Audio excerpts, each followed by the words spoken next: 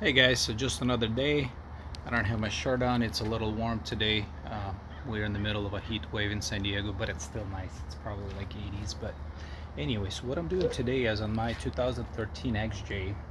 I am getting noise, which, a lot of times it's the coupler that fails. Sometimes it could be the timing chain tensioner.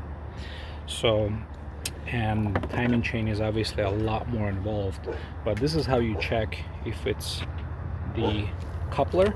You simply take off the supercharger belt and you go ahead and start the car. Okay, and here we go. I just started the car, and thank God it is not the timing belt or timing chain or the tensioner. It's just a supercharger coupler. So relatively easy in comparison to the other.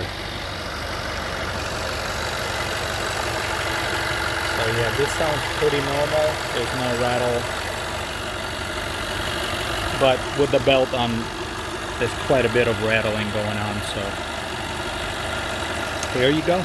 That's how you figure that out. And you just use a wrench, an extension, just to kind of get the tensioner out of the way. Take the belt out. Very easy. And to do it, you probably would need to take the intake off. So, alright guys.